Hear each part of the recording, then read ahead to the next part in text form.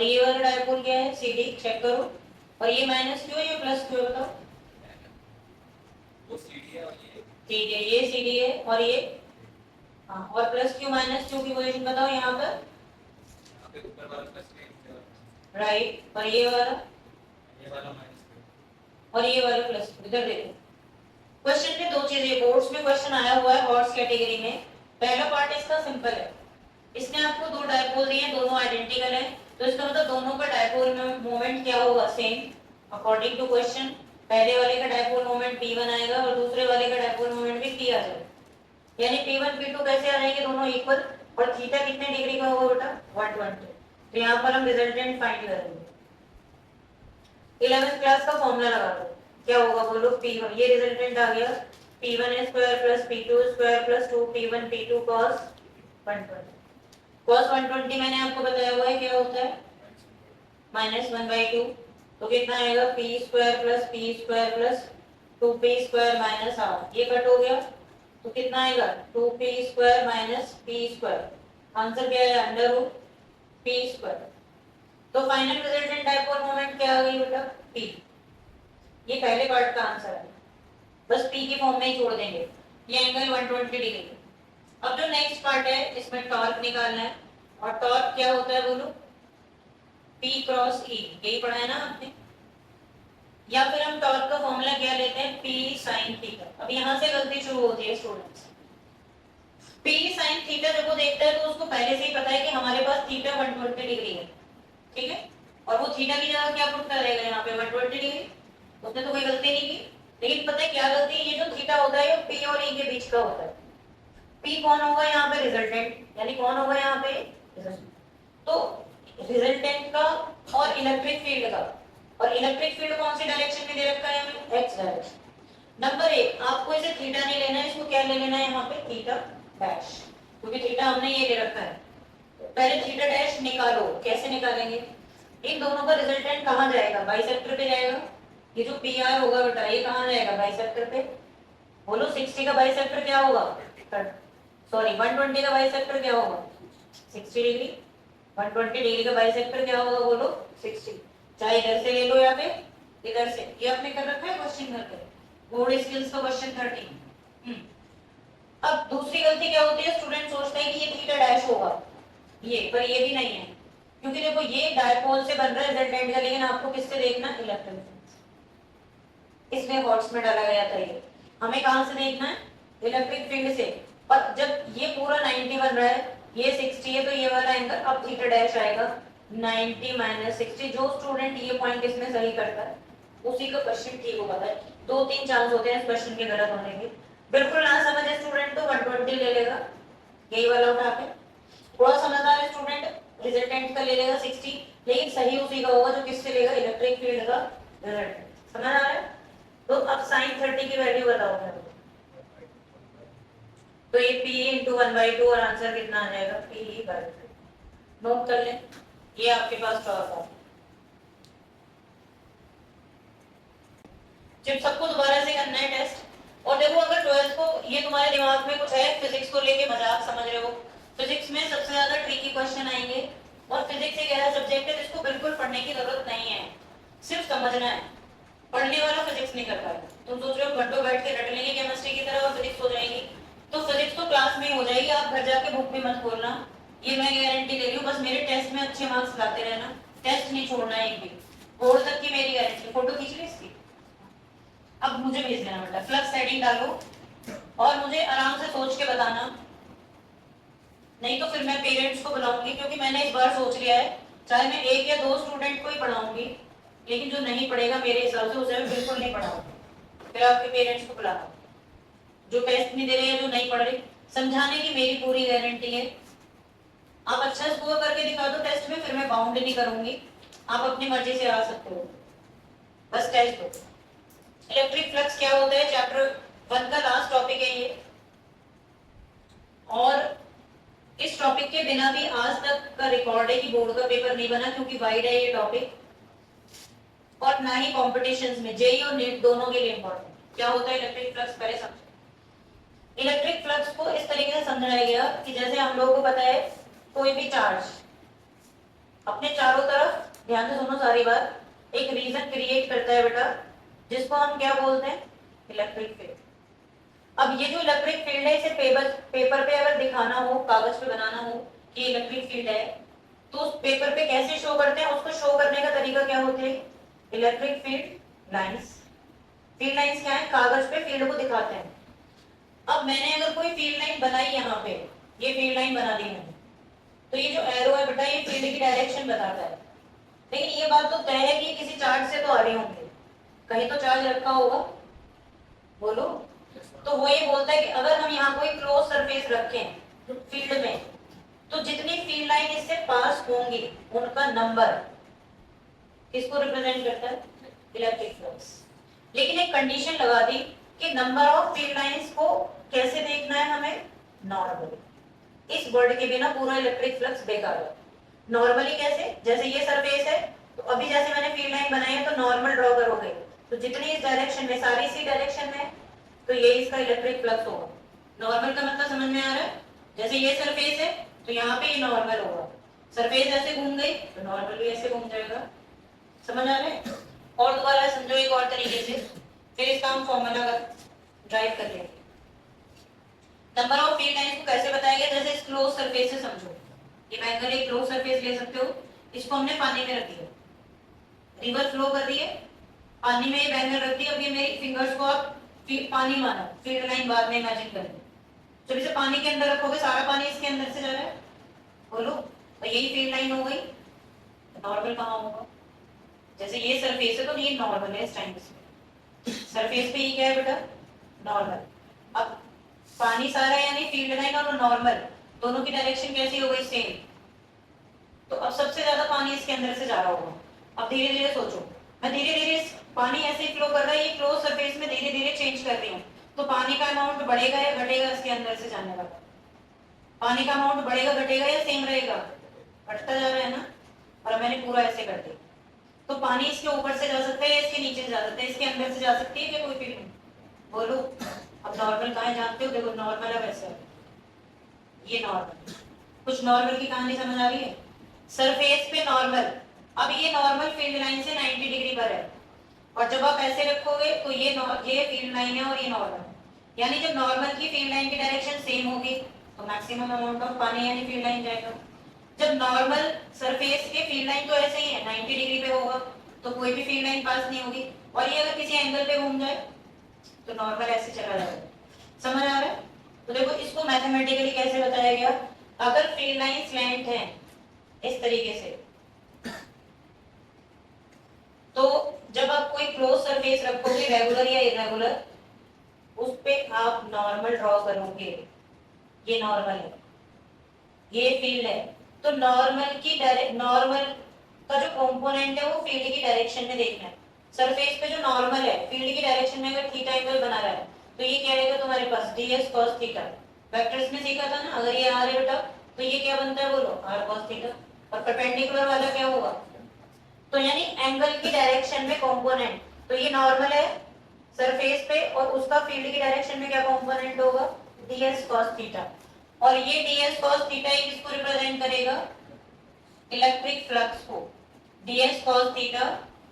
तो इसमें ये बताया जाता है small electric flux d phi क्या होगा, फील्ड की डायरेक्शन में सरफेस का एलिमेंट, फील्ड की डायरेक्शन में, ये चीजें न्यूमेरिकल में काम आएंगी, तो क्वेश्चन गलत होते हैं इसके। फील्ड की डायरेक्शन में इसका क्या देखना है, एलिमेंट देखना है, क्योंकि हमें कहां से देखनी होती है डायरेक्शन, नॉर्मल से। तो अब आपके पास डी फाई क्या आ गया बेटा, बोलो, ई डी एस। पूरा निकालने के लिए क्या करेंगे, ऑन इंटीग्रेट करो। इसमें स्टूडेंट को ये लगता है जैसे डी फाई का इंटीग्रेशन फाई आएगा, ई फॉर इलेक्ट्रिक लगाया गया, फाई फॉर फ्लक्स, तो डी फाई का क्या आएगा, फाई ई। ये तो सीखते आ रहे हो ना 10th से, और 11th में सीखा होगा ना डी फाई का इंटीग्रेशन क्या होगा, सीखा या नहीं 11th में, अरे बोलो, dx का इंटीग्रेशन x होता है, ये आता है, तो डी फाई का क्या होगा, फाई। और यहाँ पे जल्दी में स्टूडेंट सोचता है कि हमें cos थीटा का इंटीग्रेशन करना है, पर इंटीग्रेशन उसका होता है जिसे स्मॉल लेते हैं, थीटा तो कांस्टेंट है, तो यहाँ पे क्या आ जाएगा, ये es cos थीटा। ds का क्या होगा s, और ये क्या आ गया तुम्हारे पास es cos थीटा। इसको वेक्टर फॉर्म में लिखो तो phi इज इक्वल टू क्या आएगा, 11th में हमने पढ़ा था a डॉट b क्या होता है, a b cos थीटा। ये इलेक्ट्रिक फ्लक्स का फॉर्मूला आ गया, और डॉट होने की वजह से ये हमें पता चलता है कि ये एक स्केलर क्वांटिटी है। इलेक्ट्रिक फ्लक्स स्केलर क्वांटिटी है, इसकी एसआई यूनिट अलग अलग याद रखना। इलेक्ट्रिक फ्लक्स फील्ड की न्यूटन पर कूलम, एरिया की मीटर स्क्वायर, तो क्या बन जाएगी न्यूटन मीटर स्क्वायर पर कूलम। एक साथ रटता है तो स्टूडेंट कंफ्यूज हो जाता है। इलेक्ट्रिक फील्ड की अलग याद रखना, एरिया की अलग।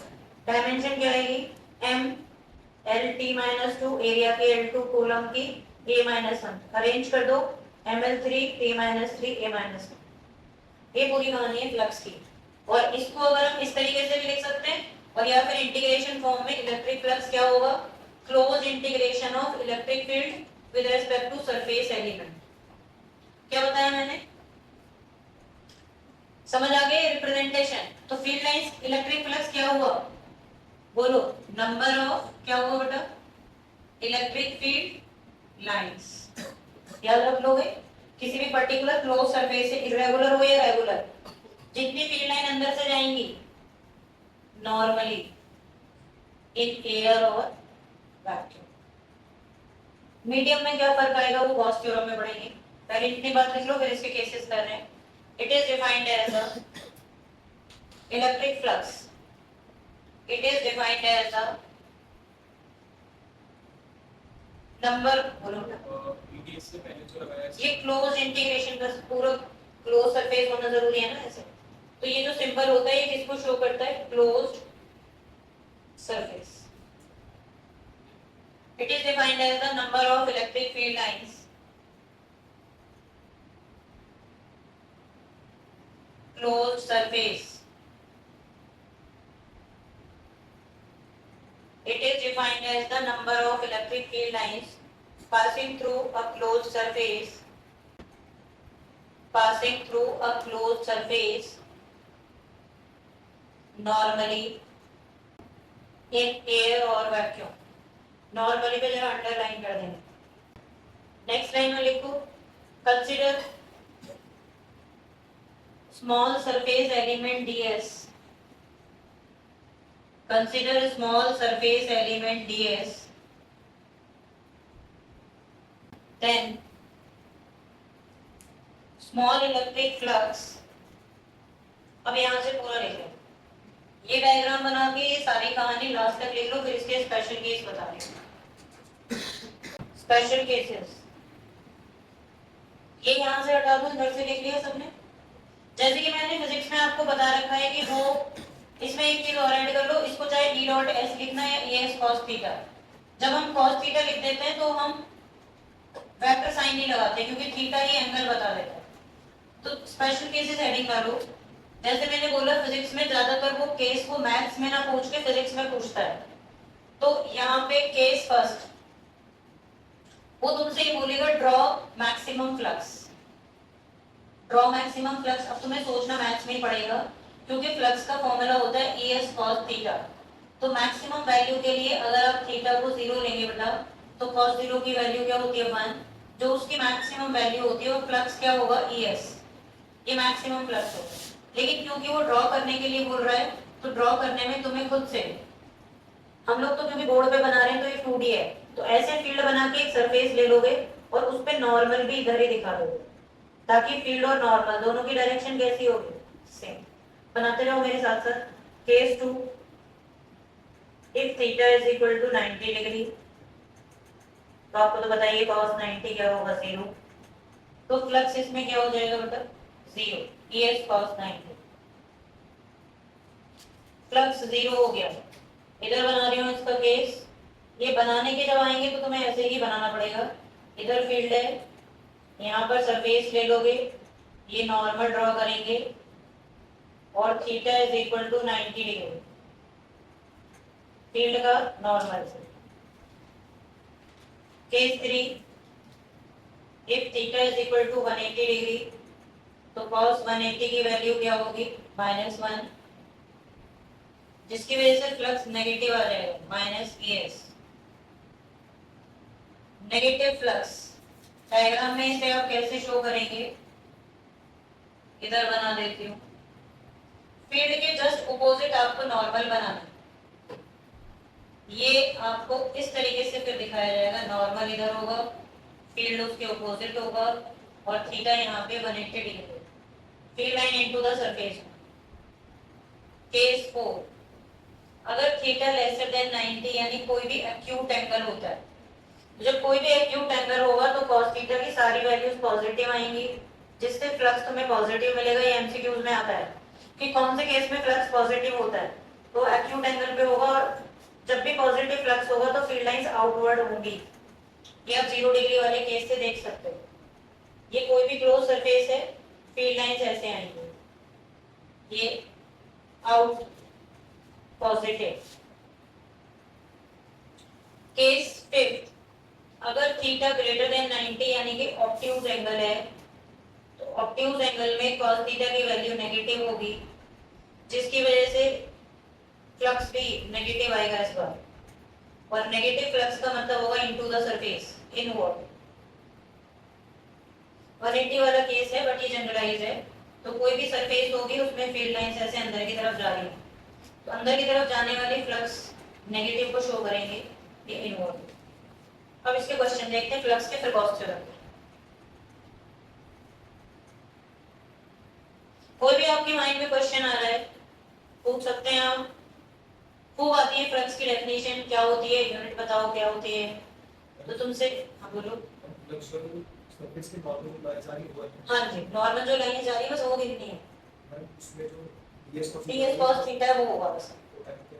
एन नॉर्मल, एन तो नॉर्मल जैसे आपने यूनिट वेक्टर पढ़ा है 11th क्लास में, 11th क्लास में, तो एन कैप जो है ये बस ds का डायरेक्शन बता रहा है बेटा, ds का डायरेक्शन।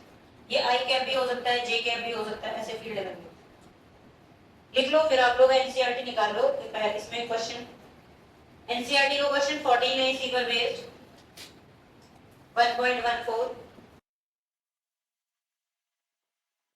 एनसीईआरटी एक्सरसाइज का क्वेश्चन नंबर 1.14 है। मेरे पास नई वाली एनसीईआरटी, तो तुम देख लेना जिनके पास पुरानी है उसमें 1.15 होगा। हर एक लाइन का अपना मीनिंग है, मैं एक्सप्लेन कर रही हूँ। देखो क्वेश्चन में क्या बोला गया, consider uniform electric field E is equal to 3 into 10 raised to power 3 I cap Newton पर कूलम। उसने I cap लिखा बेटा, I cap का मतलब इलेक्ट्रिक फील्ड की डायरेक्शन कौन सी है, एक्स एक्सिस। हर चीज को समझते चलो, ठीक है। अब उसने बोला what is the flux through the square of 10 centimetre side whose plane is parallel to yz plane। तो उसने एक स्क्वायर लिया है जिसका प्लेन जिसको yz प्लेन में रखा गया है, इस तरीके से ये yz प्लेन है और ये x डायरेक्शन है जिसमें इलेक्ट्रिक फील्ड लगा हुआ है। अब ध्यान दो, ये हमारे पास एक सरफेस है, यहाँ पे जो भी है स्क्वायर तो है, साइड 10 सेंटीमीटर वो भी है, पर ये हमारी सरफेस है।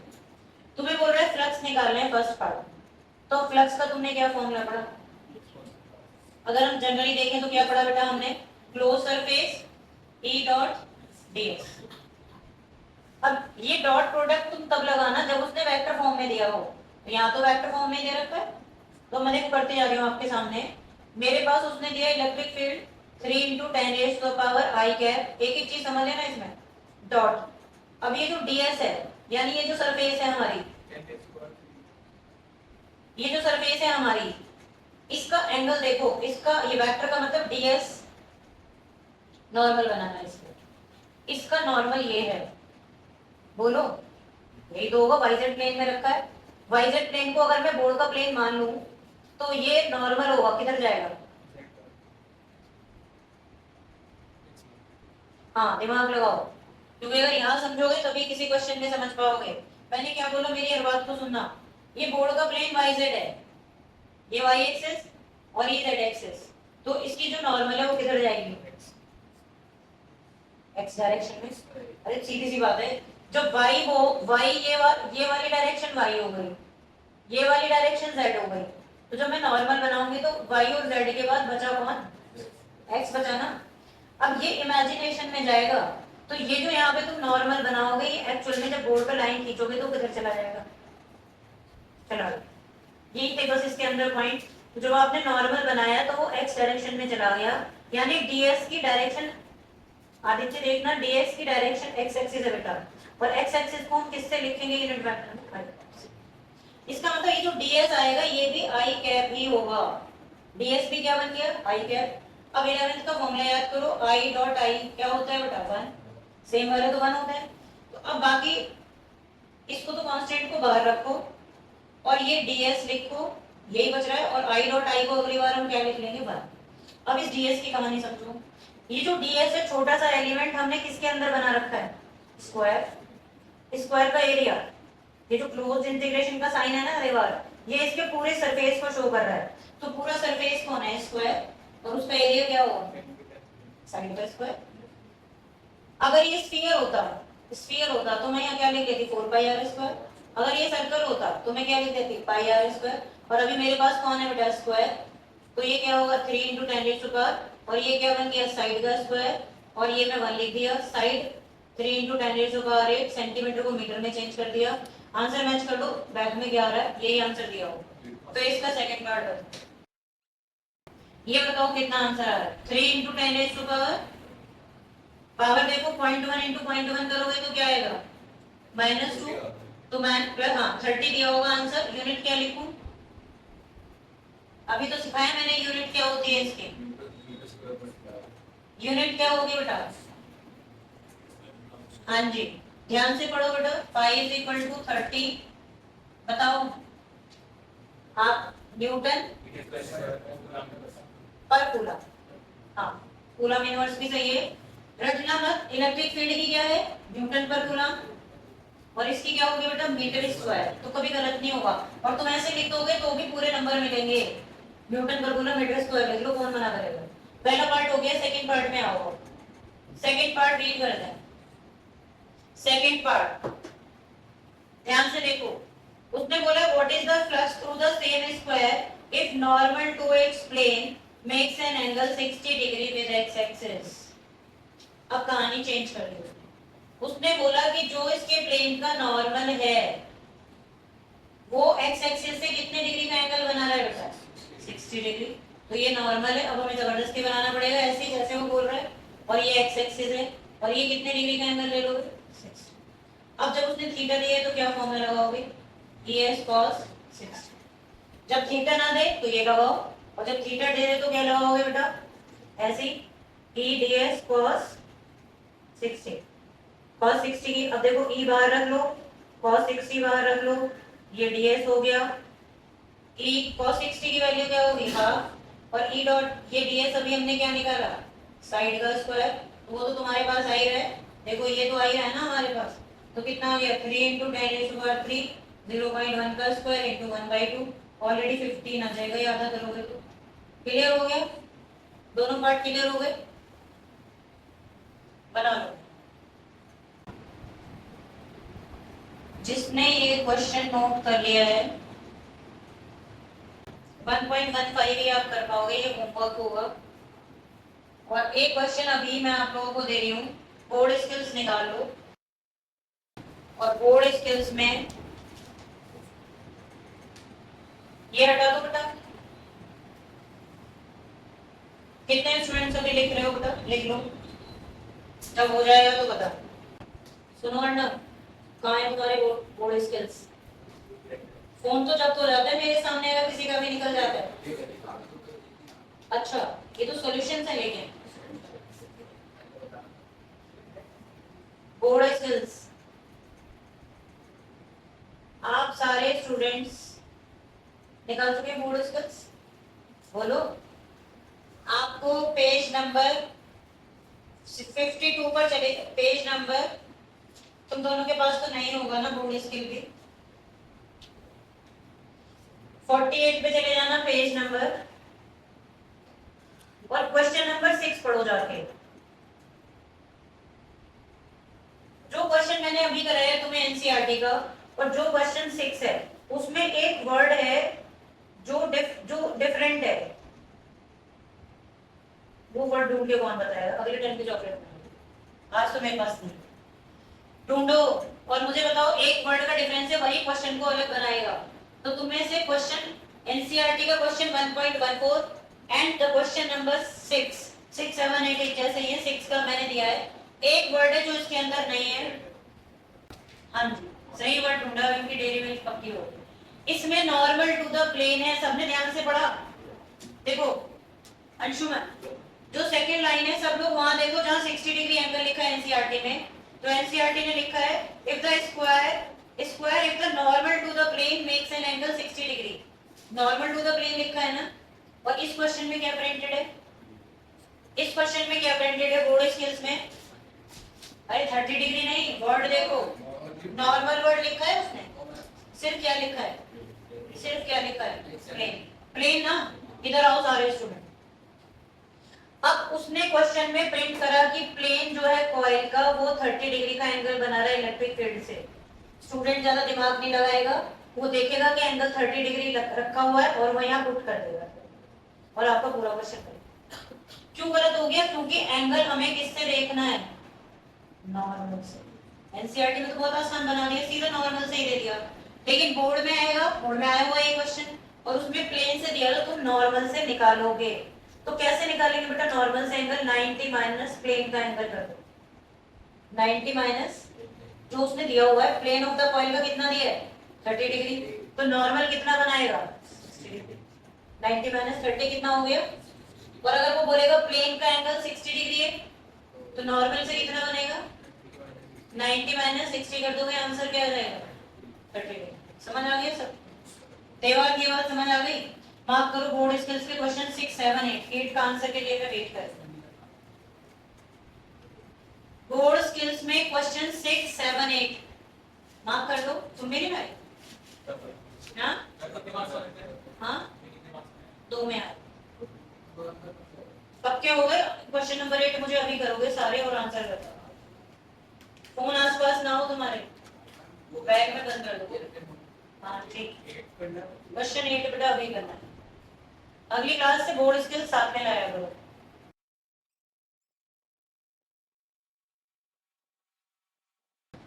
दोनों पार्ट्स के आंसर बता दो जिसके आ गए हैं। बता दो आदित्य तिवारी अगर आ गया बेटा। क्वेश्चन 8 का फर्स्ट पार्ट कितना? देख लो चॉकलेट कैंसिल होगी अगर आंसर गलत होंगे तो। 1 इंटू यूनिट बताओ पर कूलम, राइट। और सेकंड का बताओ। हाँ ऐसे याद रख लो, न्यूटन पर coulomb metre square electric field area. अब बताओ कितने स्टूडेंट्स की आंसर मैच कर रहे हैं? यही है। चलो चेक कर लेते हैं क्योंकि मामला चॉकलेट का है, मैं चेक करके बता रही हूँ। क्या आएगा पहले वाले में? 8 कराया ना आप लोगों ने, तो ये आएगा बेटा, डायरेक्ट कर रही हूँ मैं तो, EDS cos 0, तो ये आएगा 4 into 10 raise to power 3 5 centimetre का मतलब 5 इंटू 5 10 रेज़ टू पावर -4। तो 25 4 जा 100 इंटू 10 रेज़ टू पावर -1। ये कैसे पावर आपने गड़बड़ कर दी? आंसर आपने सेंटीमीटर को मीटर में चेंज नहीं किया होगा। हाँ 10 आएगा बेटा, 10 न्यूटन पर कूलम। और सेम गलती मेरे हिसाब से इसमें भी होगी बेटा। हाँ कोई नहीं, तो ये कितना आएगा? कितना है? 50। इसका आंसर कितना आ रहा है बेटा? करो cos 60 कितना है मुझे बताओ second part. ES cos 60, right. तो कितना आएगा बेटा? 4 into 10 raise to power 3 5 into 10 raise to power -4 into 5 into cos 60 1/2।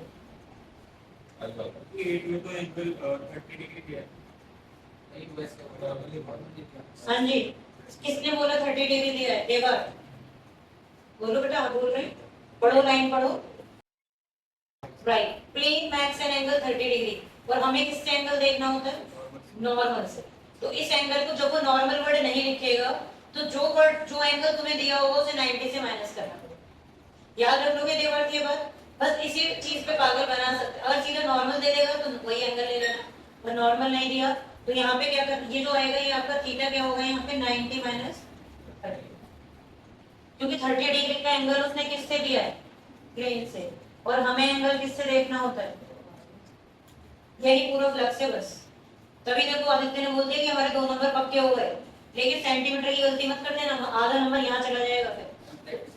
हाँ बिल्कुल। तो ये सारे क्वेश्चंस आपको करने, डिस्ट्रीब्यूशन ऑफ चार्ज हेडिंग डाल दो।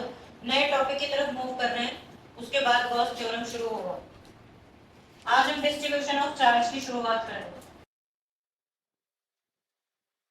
डिस्ट्रीब्यूशन ऑफ चार्ज, दो तरीके का डिस्ट्रीब्यूशन होता है, पहले सुन लो फिर हम उसे पढ़ेंगे।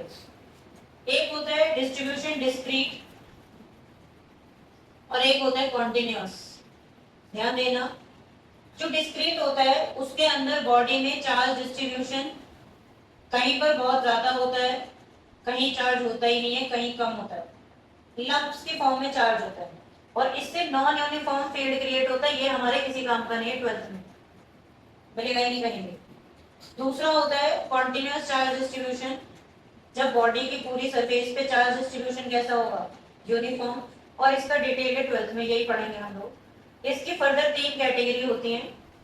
एक होता है linear charge distribution, linear charge density बोलते हैं इसको, और या क्या बोलेगा बेटा, लाइन चार्ज डिस्ट्रीब्यूशन, और ये 1D होता है, ये सब है तुम्हारे सिलेबस में, इसका सिंबल लैम्डा होता है। दूसरा होता है सरफेस चार्ज डेंसिटी, सबसे ज्यादा 12th में यही मिलेगा आपको, 2D, ये 2D में है, इसका सिंबल सिग्मा होगा।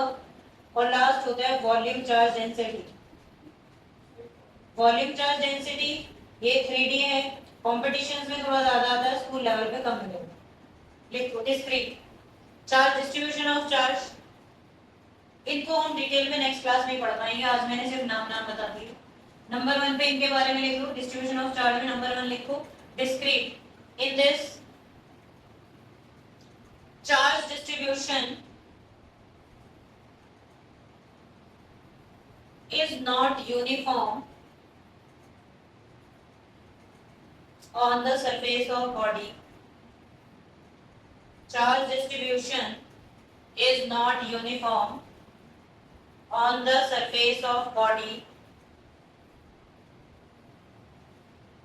ब्रैकेट में लिख दो, it is in the form of lumps. Lumps तो जानते हो ना, कहीं पर इकट्ठा हो गया कहीं पे नहीं है, बाद में डायग्राम बना लेना। कॉन्टिन्यूअस चार्ज डिस्ट्रीब्यूशन पूरा लिख लेना, continuous charge distribution number 2, in this